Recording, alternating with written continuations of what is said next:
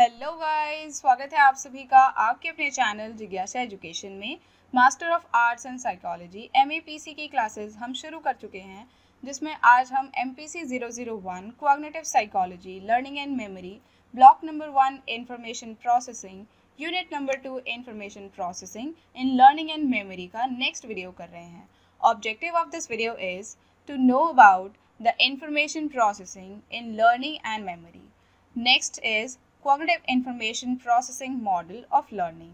Next and last topic of this video is development of memory and information processing. Means कि हम इस video में information processing का learning and memory में क्या रोल है इस बारे में बात करेंगे। कॉग्निटिव इंफॉर्मेशन प्रोसेसिंग मॉडल को डिस्कस करेंगे, development of memory and information processing को डिस्कस करेंगे। So let's begin with information processing in learning and memory. One of the primary areas of cognition studied by researchers is memory. Means कि cognition के जो studies हैं उनके जो primary areas हैं उनमें से एक है memory. There are many hypotheses and suggestions as how to this integration occurs. Means कि यहाँ बहुत सारे hypotheses हैं, suggestions हैं जो हमें बताते हैं कि ये integration actually कैसे होता है. And many new theories have built upon established beliefs in this area. Means बहुत सारी ऐसी न्यू थेरीज बनाई गई हैं जिन्होंने मेमोरी एंड कॉग्निशन के फील्ड में बहुत सारे बिलीव्स को एस्टैब्लिश किया है। Let's move on to the definition of memory.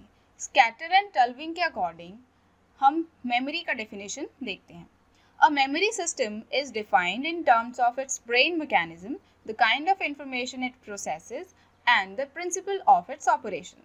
Means कि स्कैटर एंड टल्विन का कहना है कि मेमोरी जो है वो ब्रेन मैकेनिज्म है जो कि एक स्पेशल काइंड ऑफ इंफॉर्मेशन को प्रोसेस करती है और उसको ऑपरेट करने के डिफरेंट प्रिंसिपल्स होते हैं। This suggest that the memory is combined total of all mental experiences. इसके डेफिनेशन के अकॉर्डिंग ये पता चलता है कि मेमोरी हमारे सभी मेंटल एक्सपीरियंसेस का कॉम्बिनेशन होता है। In this light, memory is a built store that must be accessed in some way in order for effective recall or retrieval to occur. Means कि memory जो है वो एक built store है जिसे कि access किया जाना चाहिए ताकि हम effectively recall कर पाएं और retrieve कर पाएं. It is premised on the belief that memory is a multi-phased, not multi-stage system of connections and representations. Means कि जो मेमोरी है वो मल्टी फेज है ना कि मल्टी स्टेज है। एक सिस्टम है कनेक्शन एंड रिप्रेजेंटेशंस का जिसमें कि हमारी पूरी लाइफ के डिफरेंट परसेप्शंस को एक्यूमुलेट करके स्टोर करके रखा जाता है। अब बात करते हैं एलियस स्मिथ के अकॉर्डिंग मेमोरी क्या है। Elias Smith defines memory as the general ability and the faculty that enables us to interpret the perceptual world, to help organise responses to changes that take place in the world. Means कि Elias Smith का कहना है कि memory जो है वो एक general ability है या एक फैकल्टी है जो कि हमें हमारे परसेप्चुअल वर्ल्ड को इंटरप्रेट करने में इनेबल करती है और हमें हेल्प करती है कि वर्ल्ड में जो चेंजेस हो रहे हैं उनके रिस्पॉन्सेज को ऑर्गेनाइज करने में। It is implied by this definition that there must be a tangible structure in which to incorporate new stimuli into memory. Means कि नए स्टिमुलीज को मेमोरी में इनकॉर्पोरेट करने के लिए एक टेंजिबल स्ट्रक्चर का होना बहुत ज़रूरी है। The form of this structure has been the source of much debate. Means की form of this structure, memory के इस स्ट्रक्चर के बारे में जब कोई बात करता है बहुत डिबेटेबल होता है and there seems to be no absolute agreement on what shape a memory structure actually takes, but there are many theories on what constitute both the memory structure and the knowledge unit. Means कि जब बात करते हैं कि psychologist, cognitive जो theorist हैं उनके बारे में, तो ये देखने में आता है कि मेमोरी के स्ट्रक्चर से रिलेटेड कोई एब्सोल्यूट एग्रीमेंट उन लोगों के बीच में नहीं है, सहमति नहीं है, लेकिन फिर भी बहुत सारी ऐसी थियरीज हैं जो मेमोरी स्ट्रक्चर के बारे में भी बताती हैं और नॉलेज यूनिट के बारे में भी बताती हैं। Let's move on to cognitive information processing model of learning. Information theorist approach learning primarily through a study of memory. Means कि जो इंफॉर्मेशन थियरिस्ट हैं वो लर्निंग को अप्रोच करते हैं through the study of memory. The following cognitive information processing model of learning present a well-established paradigm of cognitive behavioral psychology. Means कि cognitive information processing model जो है जिसके बारे में अभी हम बात करेंगे वो एक्चुअली हमें प्रेजेंट करता है एक well-established paradigm of cognitive behavioral psychology. The model articulates the limited capacity of working memory. Means कि जो मॉडल हम बात कर रहे हैं वो ये कहता है कि वर्किंग मेमोरी का जो कैपेसिटी है वो बहुत लिमिटेड होता है. Working memory is tasked with the burden of processing incoming information, transferring information to long term memory and retrieval of information from long term memory. Means कि वर्किंग मेमोरी जो है वो बर्डन रहती है प्रोसेसिंग से. कौन कौन से प्रोसेसेस होते हैं? इनकमिंग इंफॉर्मेशन मीन्स इंफॉर्मेशन का आना, transferring information to long term memory means कि जो इन्फॉर्मेशन हम अपने माइंड में लेकर आए हैं उसको लॉन्ग टर्म मेमोरी में ट्रांसफ़र करना, and retrieval of information from long term memory means कि हमारे लॉन्ग टर्म मेमोरी से जब हमें ज़रूरत हो उस इंफॉर्मेशन को रिट्रीव करना. ये सारे टास्क से बर्डन रहती है working memory. The concept of cognitive load is based on observations of the functions of working memory. जो कॉग्निटिव लोड का कॉन्सेप्ट है वो वर्किंग मेमोरी के फंक्शंस को ऑब्जर्व करके आया है. कॉग्निटिव लोड का मतलब है the amount of work imposed on working memory by a learning task. Means कि वो अमाउंट ऑफ वर्क जो कि वर्किंग मेमोरी पे इम्पोज किया जा रहा है जब आप कोई लर्निंग टास्क कर रहे हैं, इसे हम कॉग्निटिव लोड कहते हैं.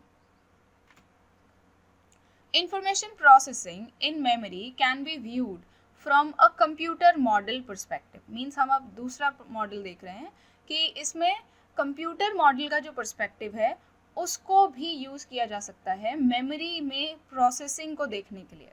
Like the computer, the human mind takes in information, performs operations on it to change its form and content, stores the information, retrieves it when needed and generate responses to it. Means computer की तरह human mind भी information को take in करता है, उसमें changes करने के लिए, उसके फॉर्म में, उसके कंटेंट में चेंज करने के लिए ऑपरेशंस को परफॉर्म करता है, फिर उसे स्टोर करके रखता है और जब उसकी ज़रूरत होती है तो रिट्रीव भी करता है, और जब हम रिट्रीव कर लेते हैं तो उससे रिलेटेड रिस्पॉन्सेज को भी जनरेट करता है. ये सारा काम ह्यूमन माइंड कर रहा होता है. Processing involves encoding, storage and retrieval. जब इंफॉर्मेशन की प्रोसेसिंग होती है तो वो 3 स्टेजेस में होती है. 1 is encoding, next is the storage and last is retrieval. The entire system is guided by a control process that determines how and when information will flow through the system. Means कि जो पूरा system है वो एक control process से guide किया जाता है जो कि ये डिटरमाइन करता है कि कैसे और कब इंफॉर्मेशन का इस पूरे सिस्टम में फ्लो होगा. Some theorists suggest that the operation of the brain resembles a large number of computers all operating at same time. कुछ थियरिस्ट का ऐसा सजेशन है कि जो ब्रेन के ऑपरेशंस हैं वो बिल्कुल इस तरीके से लगते हैं जैसे बहुत सारे कंप्यूटर्स एक साथ एक टाइम पर ऑपरेट हो रहे हों in the parallel sequence. Our last topic is development of memory and information processing. Means कि अब हम मेमोरी कैसे डेवलप हुई और उसका इंफॉर्मेशन प्रोसेसिंग कैसे होता है उसके बारे में बात करेंगे.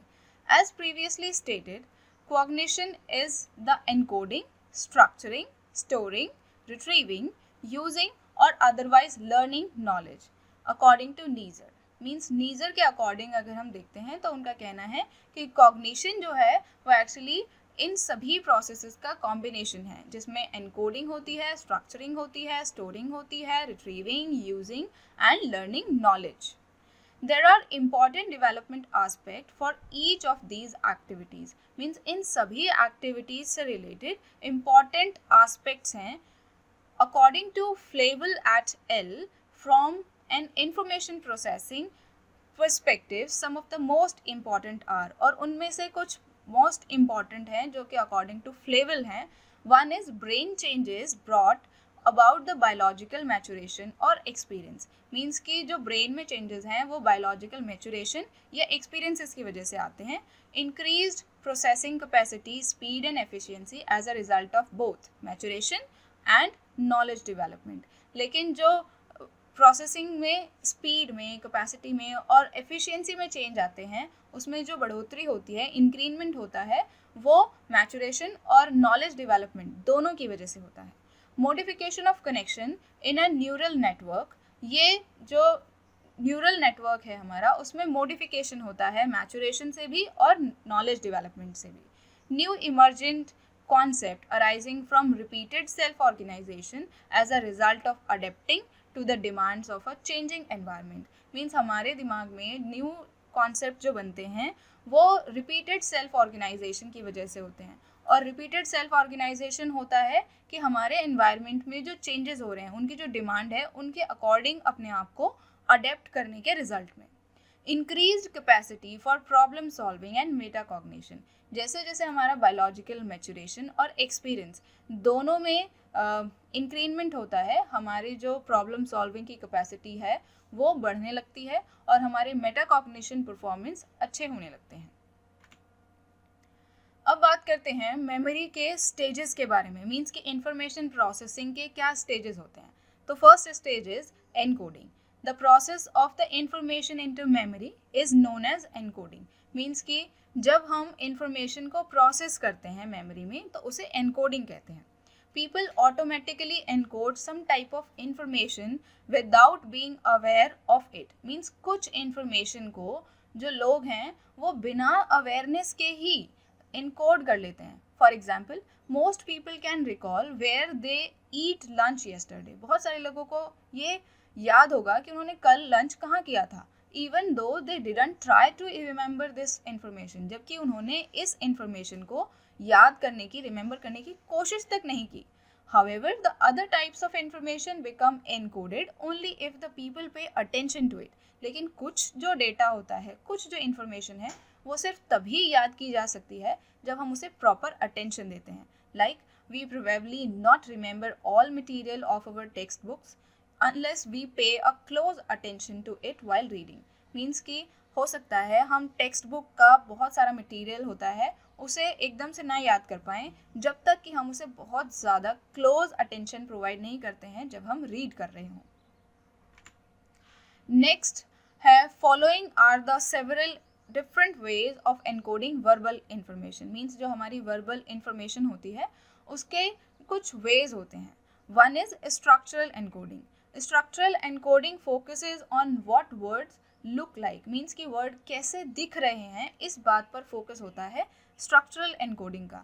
इसमें कोई इंसान ये नोट कर सकता है कि वर्ड बहुत लंबा है या बहुत शॉर्ट है, या फिर अपर केस में लिखा गया है या लोअर केस में लिखा गया है, या फिर जो वर्ड है वो हैंड रिटन है या टाइप्ड है। मीन्स इस तरीके का जो फोकस है वो स्ट्रक्चरल एनकोडिंग में होता है। Next is phonic encoding. Phonic encoding focuses on how words sound. Means कि जो वर्ड्स हैं वो किस तरह से साउंड करते हैं, इस बात का फोकस फोनिक एनकोडिंग में होता है। Semantic encoding focuses on the meaning of words. Means कि एक वर्ड का क्या मीनिंग है, इस बात पे फोकस करने के लिए सीमेंटिक एनकोडिंग होती है। ये बहुत नोटिसेबल बात है। Semantic encoding requires a deeper level of processing. Means semantic encoding को करने के लिए हमें बहुत ज़्यादा डीपर लेवल ऑफ प्रोसेसिंग करना पड़ता है रादर देन स्ट्रक्चरल और phonic encoding, and results in better memory. और इसी वजह से सीमेंटिक मेमोरी जो है वो बहुत बेटर मेमोरी की तरह रिजल्ट करती है। Next stage is storage. It is the second stage of memory. The data which was encoded must also be stored so that it can be put into use later. Means कि storage second stage of memory है, और जिस data को हमने encode किया है वो ज़रूरी है कि हम उसे store करके रख पाएँ ताकि हम जब ज़रूरत पड़े बाद में उसे याद कर पाएँ। Storage therefore refers to the process through which information is retained and held over a period of time. इसीलिए storage जो है उस प्रोसेस को कहा गया है जिसमें कि इंफॉर्मेशन को रिटेन किया जाता है और सेव करके रखा जाता है over a period of time. Last stage is retrieval. It is the third stage of memory. Information is used only when one is able to recover it from his memory. Means कि information जो है वो सिर्फ तभी use हो सकती है जब कोई पर्सन अपनी मेमोरी से उसे रिकवर कर पाए. Retrieval can be used for performing the various cognitive tasks such as problem solving. Retrieval जो है वो एक बहुत ही cognitive task को perform करने में, like problem solving को perform करने में एक useful stage होता है. Problems can occur at any stage of the process, leading to any form, forgetfulness to amnesia. Means कि problem memory के किसी भी stage पर आ सकती है, चाहे वो थोड़ा सा भूलने की प्रक्रिया से शुरू हो या एमनीशिया जो कि एक भूलने की बीमारी है वहाँ तक पहुँच जाए. Distraction can prevent us from encoding information initially. Means कि अगर शुरुआत में ही distraction अगर हम face करते हैं तो may be possible we are not able to encode the information. Information might not be stored properly. Means कि हो सकता है डिस्ट्रैक्शन की वजह से हम डेटा को एनकोड तो कर पा रहे हैं लेकिन उसे सेव नहीं कर पा रहे हैं, और might not move from short term to long term storage, and और we might not be able to retrieve the information once it's stored. Means कि पॉसिबल है कि हो सकता है हम इंफॉर्मेशन को स्टोर कर रहे हैं लेकिन शॉर्ट टर्म मेमोरी में कर पा रहे हैं, लॉन्ग टर्म मेमोरी में मूव नहीं कर रहे हैं.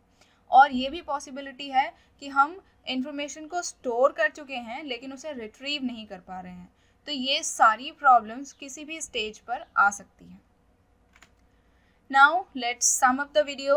हमने सबसे पहला जो क्वेश्चन सॉल्व आउट किया वो था डिफाइंड मेमोरी, जिसमें हमने स्कैटर टल्विंग एंड एलमीशिया के अकॉर्डिंग मेमोरी को देखा था. तो स्कैटर टल्विंग के अकॉर्डिंग देख लेते हैं. तो उन्होंने कहा मेमोरी जो है वो एक ब्रेन मैकेनिज्म है जो कि इंफॉर्मेशन को प्रोसेस करता है और उसके कुछ प्रिंसिपल्स होते हैं उसको ऑपरेट करने के.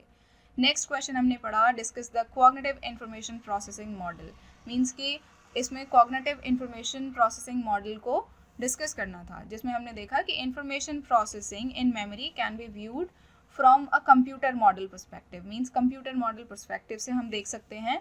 और like the computer, the human mind takes in information, perform operations on it to change its form and content, stores the information, retrieves it when needed and generate responses to it. Means कि computer की तरह human mind भी information को take in करता है, कुछ operations को perform करता है ताकि वो कंटेंट में या फिर उस कंटेंट के फॉर्म में कुछ चेंज कर पाए, फिर उसे स्टोर करता है और जब ज़रूरत पड़ती है उसे रिट्रीव करता है और उससे रिलेटेड रिस्पॉन्सेज को जनरेट करता है. Processing involves encoding, storage and retrieval. Means की प्रोसेसिंग में 3 स्टेजेस होती हैं. One is encoding, second is storage and last is retrieval. Next question हमने डिस्कस किया describe the development of memory with the reference to information processing.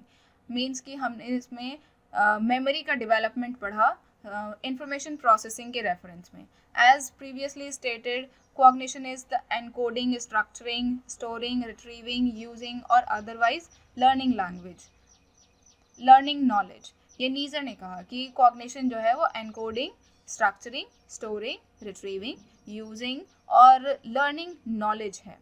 The processing of information into memory is known as encoding. Means कि जब हम memory में information को process करते हैं उसे एनकोडिंग कहते हैं.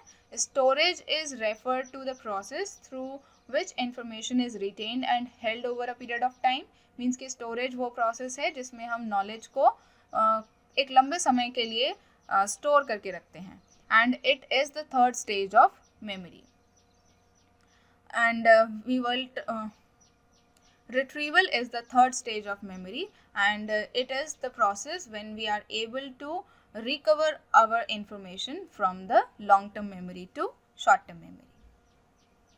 I hope आपको तीनों क्वेश्चन बहुत अच्छे से समझ आ गए होंगे.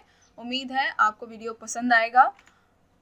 In the next video we will talk about theories of information processing. Means हम next video में information processing के different theories के बारे में बात करेंगे.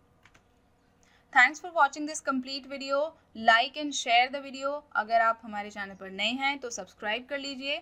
कमेंट्स में हमें लिखकर बताइए कि आपको वीडियो कैसे लग रहे हैं.